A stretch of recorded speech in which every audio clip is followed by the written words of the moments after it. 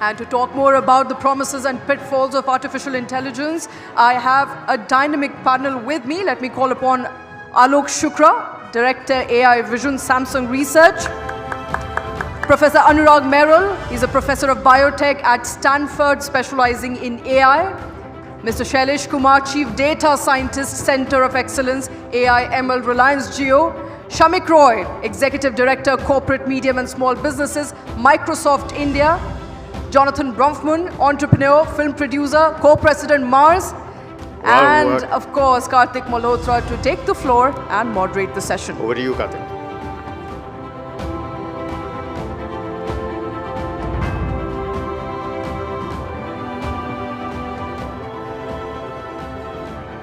Good morning, everybody. Thank you so much, gentlemen, for being here with us. I think we are still waiting for Mr. Shailesh Kumar to join us, but while he comes, let's warm up to what the promise and what the pitfalls of AI are all about. Shamik Roy, if I can start by asking you, Microsoft, of course, the company which is one of the lead investors into OpenAI, and I saw the videos produced by Sora just a few days ago, and honestly, scared like hell. Am I going to be in my job next year? You know, the AV that that just played, my friend Justin and his team took about 2 weeks producing it. What's going to happen now? Am I really required? Good question to start with. But look, this is AI, okay? And this is just one of the things which is coming and going to come. There'll be many such applications as we go by. But let me step back. I think this question of job creation or job elimination has always come whenever there has been an invention. And especially if the invention is big, which created an industrial revolution. Let me just step back. When steam came in and steam engine came in, people at that time spoke about a lot of manual processes going away. When electricity came in, people said a lot of now processes will get faster and people will lose jobs. When computers came in, and we all can go back to that time, people say there'll be so many jobs that will go away. When internet came in, online news came in, people will said people will stop reading print news. When online trading came in, correct, people said that's the end of brick and mortar. But just step back. India, after computers, became the womb of IT companies. Not only we have the biggest IT companies in the world, we exported talent, which brought the Indian economy up. Look at online trading. Not only are more retail shops opening, but people are also selling online and also selling brick and mortars. Right. So jobs will remain. This is the elasticity of the job market. The skill sets will change. And you need to change skill sets to be relevant, correct? The good thing is AI is basically making people do expertise faster. It's lower the learning curve. What does it mean? So we're back to efficiency being the parameter. Yeah. What does it mean? The previous era was about knowledge at the fingertips. With AI, you have expertise at the fingertips, which means that you will be able to do a job better and faster, and new skills will happen. So it's about new skills. It's about enabling even frontline people and healthcare workers to do jobs faster and better. Right. And that's what will happen. All right. Well, let me take this to Mr. Shailesh Kumar. Of course, you know, you're chief data scientist at Jio. Jio, as we know, is the largest telecom operator in the country. How many jobs are you creating using AI as a requirement when you're employing people in the new age section of artificial intelligence? Very good. So thank you for inviting me. And, thank you. So let me talk a little bit about the evolution of AI use cases from the last 20 years to the next 20 years. I think that is the right context. I think let's straight away move to the next 20 years. So that is what everybody is concerned about. We've seen what's happened in the past. Let's see what the future entails for us. So if you look at the last 20 years, we have done great search engines and chat GPTs. We are really culminating an era and starting a new era now in AI. But the next 20 years is all going to be about the social transformation of society, right? Like if you ask a farmer or a teacher or a patient or a mother, what has AI done for them? We have no answer yet, right? If you ask a media company or a sports company or a manufacturing company or a search company, yes, AI has done a great things, but the common masses have not yet felt the power of AI, right? And the next 20 years is going to be about that. If you look at the India strategy paper on AI, it's all about, healthcare, education, agriculture, mobility. The social transformation through AI is a very, unfinished agenda of AI. Right. And I think that's where a lot of our focus will be. A lot of companies, a lot of countries are now focusing on that. Right. And I think we should be upbeat about what that will do to farmers. Well, drones are doing their work and they don't have to worry about it. Right. I will discuss the social contract that AI has with society with Professor Myral here. But in just a minute, let's just stick to who all are getting impacted with AI right now. Who are the folks who are actually out there with the opportunity that they are seeing? They also seem to be a little fearful of what the future unfolds. So Jonathan, let me first bring you into this conversation. For all of us here, Mr. Jonathan, of course, is an acclaimed filmmaker, film producer, and he, I'm sure, has watched those videos produced by Sora, and I'm just stuck with Sora in my head right now.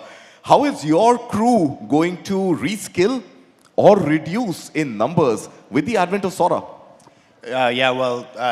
What we saw with Sora is incredible, completely remarkable. I think changed a lot of people's perspectives with respect to AI.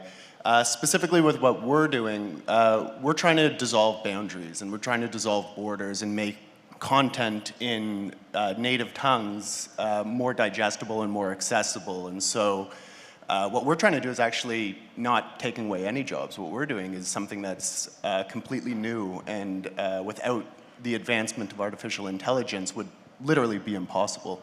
Okay, so talk about, let's say, your experience of making your film Race back in 2017, if I'm not mistaken. If you were to make that again in 2024, what is your crew size going to be? What are your budgets going to be? And what is the role that AI is going to play in making that film come to life? Sure, yeah, well I take more of a post-production slant to it. So again, Sora being really eye-opening, I think, as it relates to visual effects in particular, an area that I've been involved with for many years.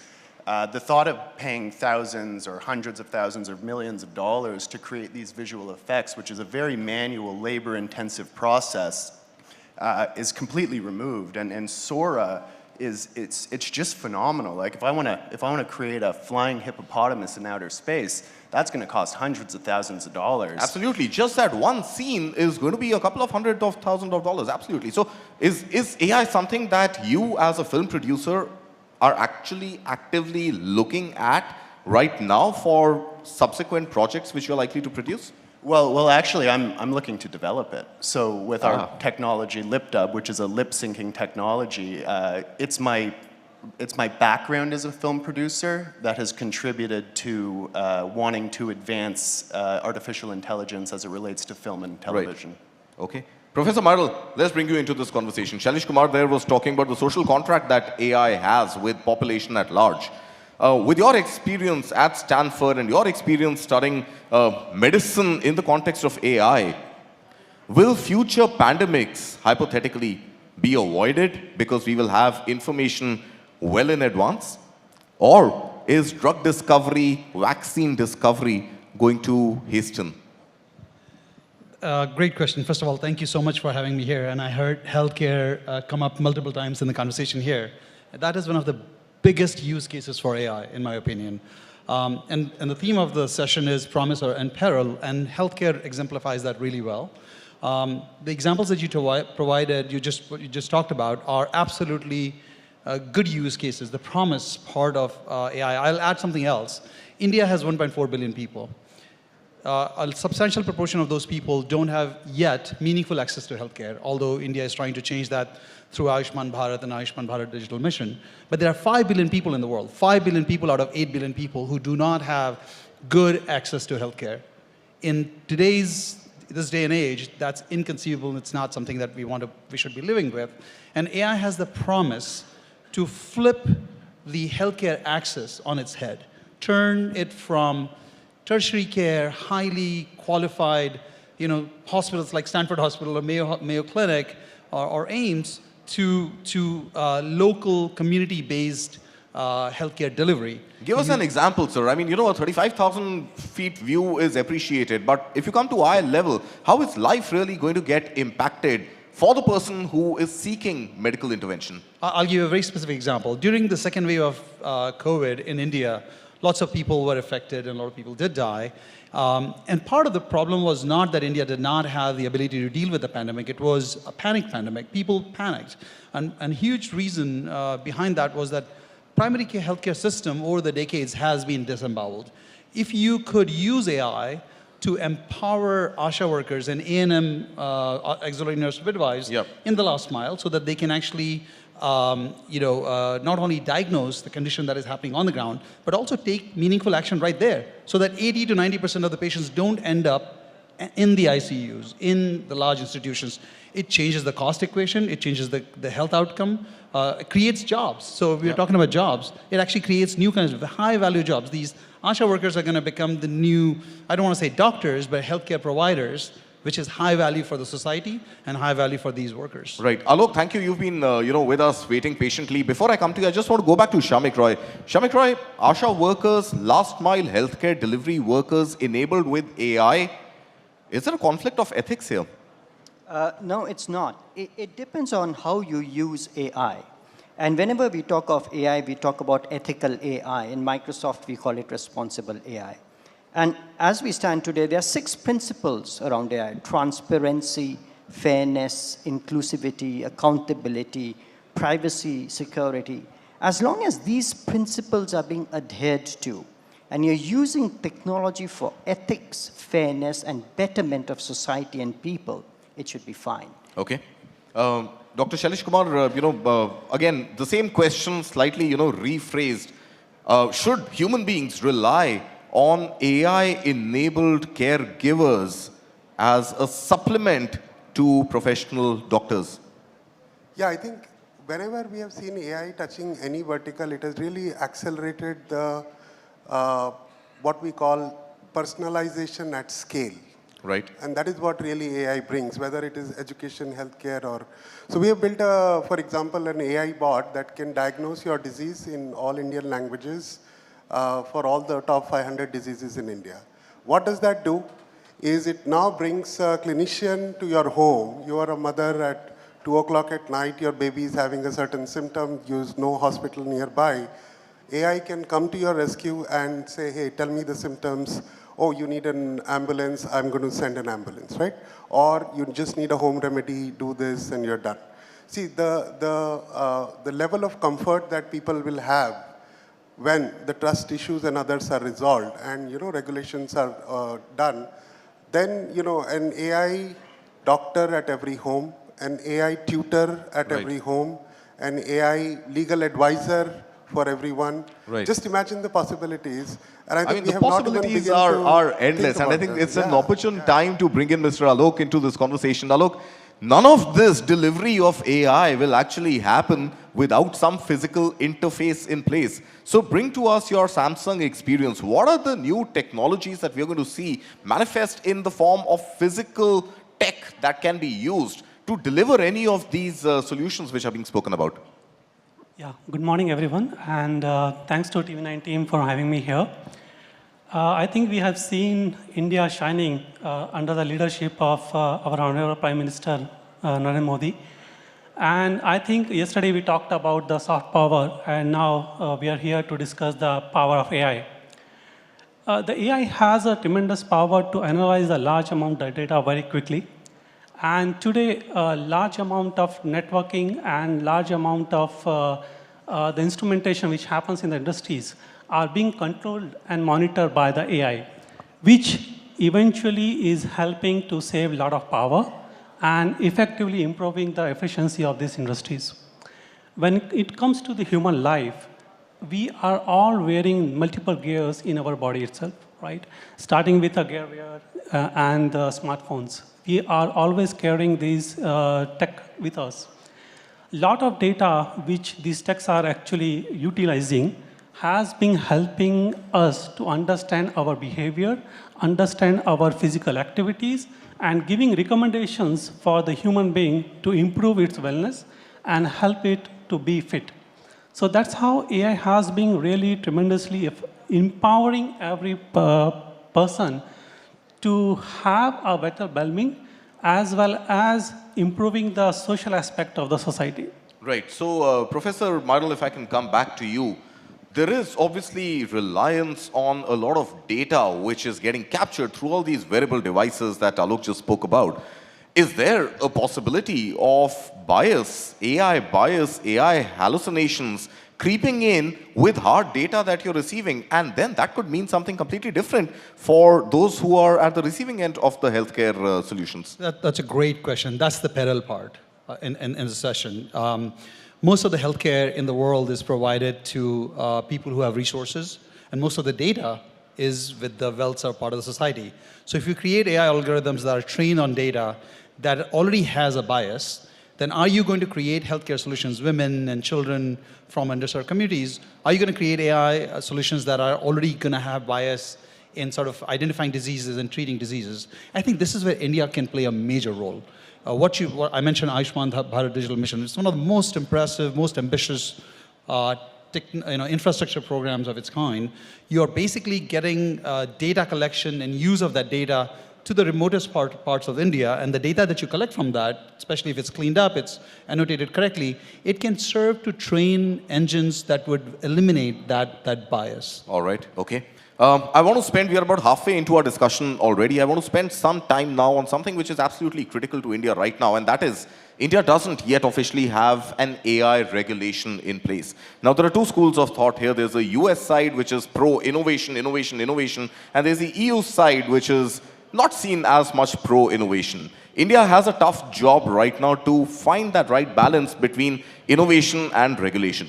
Mr. Shailesh Kumar, if I can come to you, what is that fine balance that India needs to tread? And when does regulation become over-regulation at the cost of throttling innovation?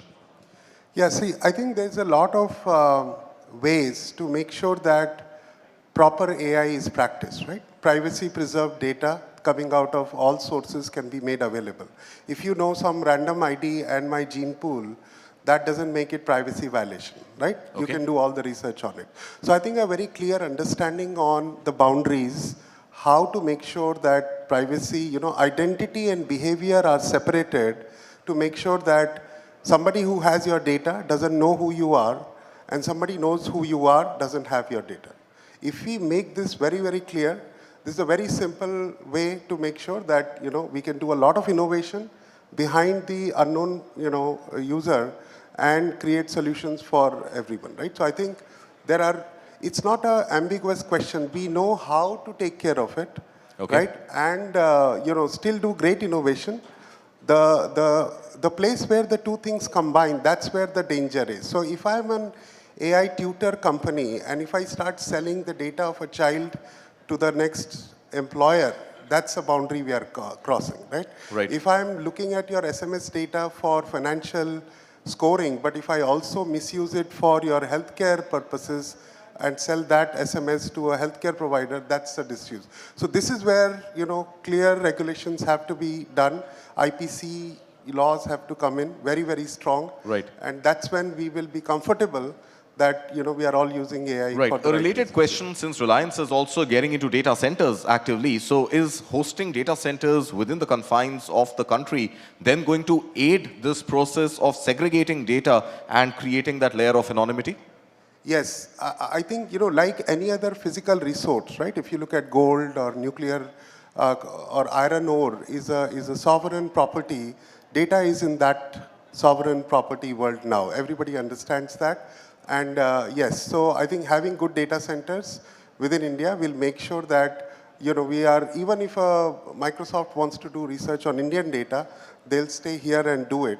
And that will create the sovereignty boundaries that we need with all resources, most importantly, the data resources of the times. All right. Shamik Roy, if I can bring you into this, innovation versus regulation, which side are you tilting? And is there a versus in between, or does it have to be an and? I like what you said, is there needs to be a balance between the two. If you put too much regulation, you will clamp in innovation. And that defeats the very purpose of the innovation itself. So there needs to be a fine balance. The good thing is that there are a couple of steps which the government is taking rightly. The DPDP bill is a very important one because it brings in a lot of regulations and the right regulations of privacy, security, safety around data. And as I said, the good thing about AI is when it's used ethically for the right purposes. And one of the 6 principles is privacy and safety, correct? The entire base of AI, and for AI to be successful, is data. And today we have got humongous amount of data. You talked about data centers. Microsoft has got 4 data centers which it has invested in and will invest in more. And we comply to each rule and regulations. So as long as there's rules and regulations are giving that area and the framework of security and the ethical use of AI, it's all good. All right, Jonathan, let's bring you back into this very interesting conversation we are having. Since we are talking privacy and since we are talking hosting of data, there is also concern about misuse of privacy. And we've seen deep fake really rear its ugly head. Along with the rise of AI, there was also a rise of deep fake and unethical use of deep fake. You work in the film industry. It's a pertinent challenge there. As a producer, how are you overcoming that? Yeah, I think it's a hugely important consideration, and you know, the ethical use of AI is critical. Misrepresentation is the worst of it, and it can't be allowed. It needs to be banned, and people need to put in the regulations and the boundaries to enforce that. With a deep fake, the trick is, if you want to know if it's real or not, you tell the deep fake to look to the side, and that's what breaks it. So, you know, you got to be very careful. Okay, but in the contracts which you are perhaps increasing, right, if you're,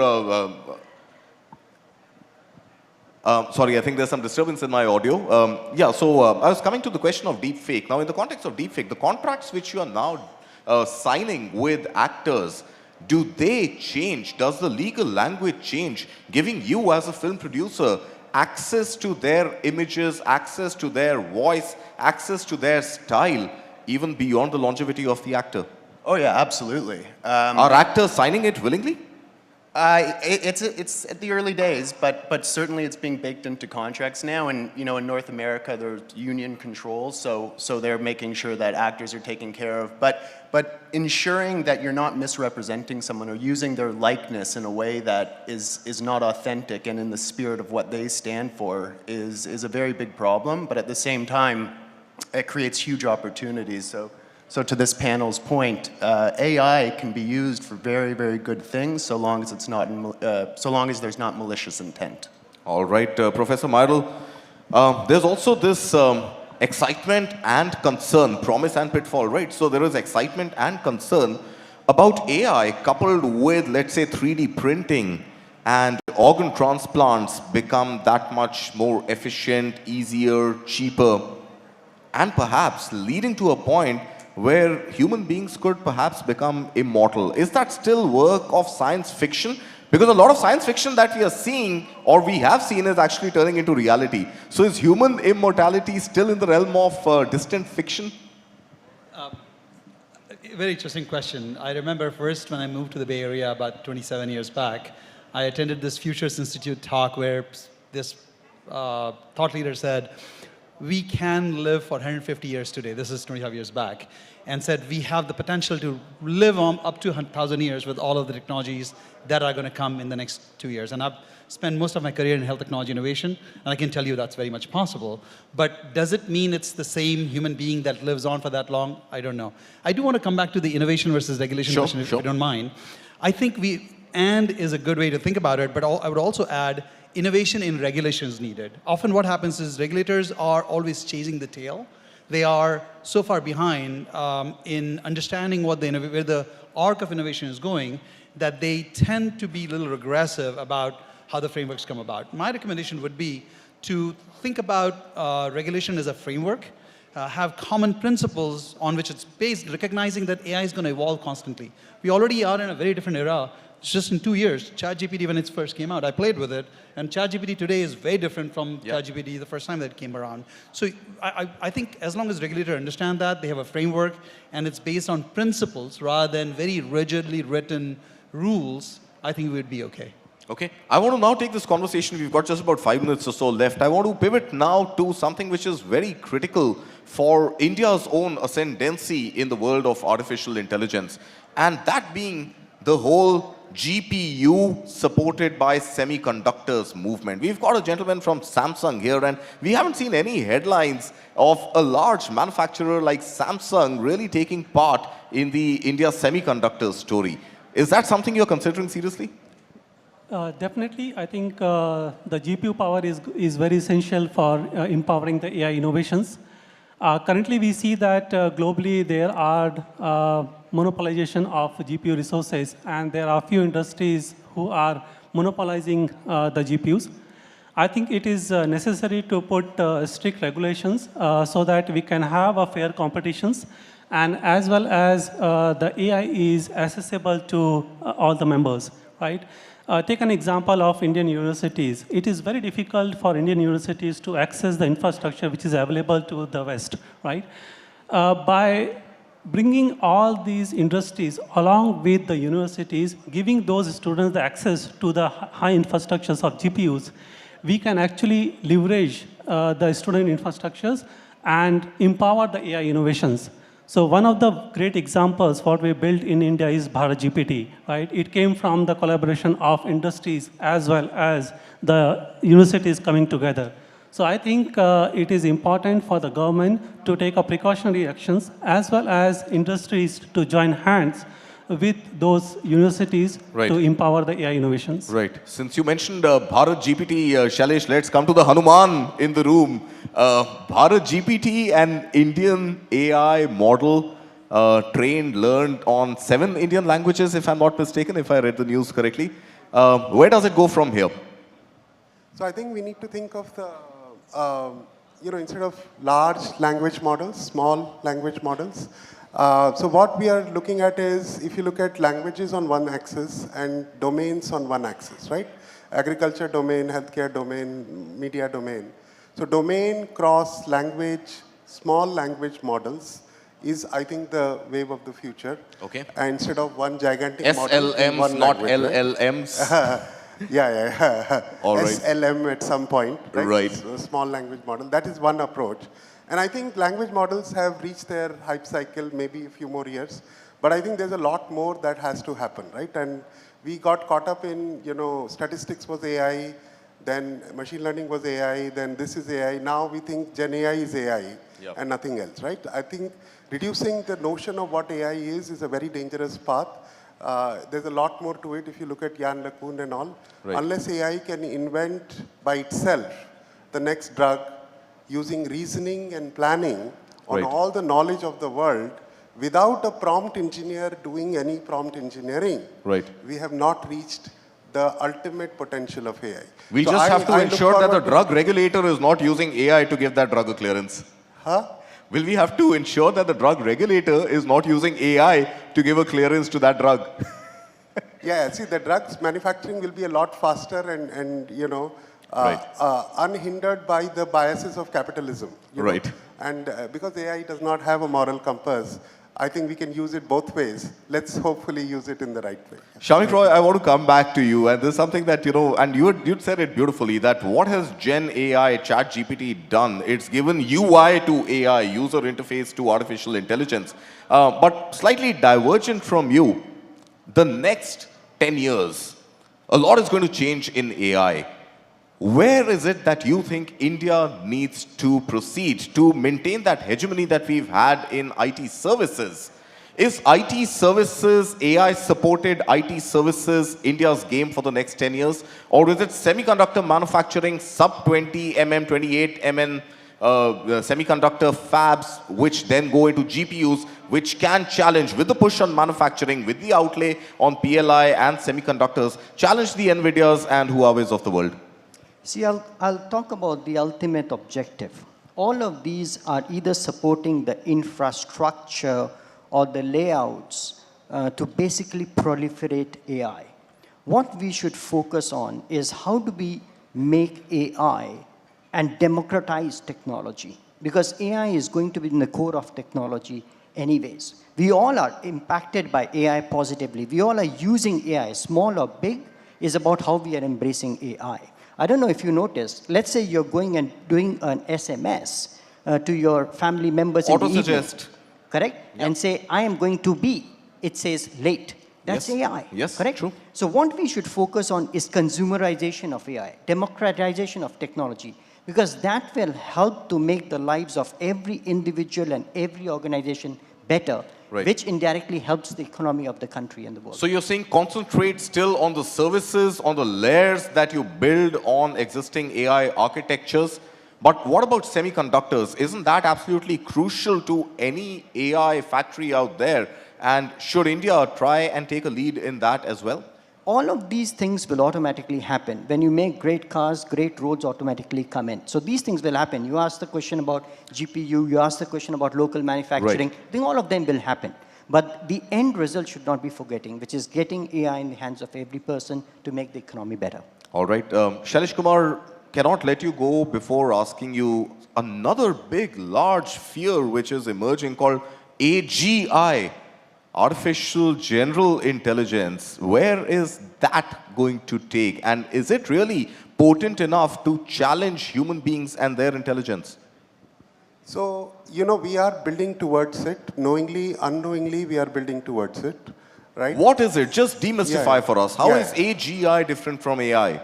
So if you look at the 5 core elements of intelligence in my mind, the ability to learn, the ability to think, the ability to understand. Now we have crossed the 4th layer, the ability to generate or be creative. The 5th stage is what everybody is worried about, the ability to be sentient, consciousness, right? So I think so in a way we have been building towards it, all the building blocks are there. Something that says, why do I need a human to do a prompt? I should be able to do it myself. Yeah, but somebody has to think of that prompt, right? Who thinks? Does the machine think? That's right. So if you think about the real general intelligence that we have, we are not driven just by intelligence, but also by goals. Goals, short-term, long-term goals.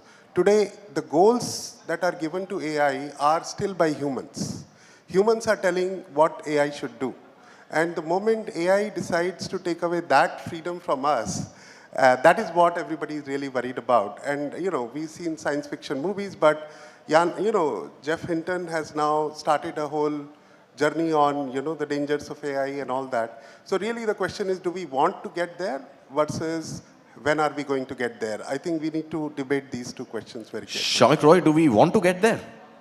See, as you rightly said, that journey has happened, and it's a matter of time. And research says 5 years, 8 years, 10 years, we don't know when it will get there. But it will be the most powerful and intelligent computer which will be created, which will be able to do everything that human beings and animals is able to do today. And the thing is about how do we use it on a positive framework to do things much better and faster than we are able to do today. Can we actually, we talked about the pandemic, and it took 6 months to come out with that drug. But with that, can we actually predict that the pandemic will happen and able to come out with the drug in days rather than 6 months? And again, helping the society, helping the people to be better. All right, gentlemen, we have run completely out of time on this exciting session, which has hopefully educated us on the promise, of course, but also the pitfalls of AI and how we as a nation and as a society need to navigate. Gentlemen, thank you so much. A pleasure having all of you here with us this morning on the News9 Global Summit. Thank you so much.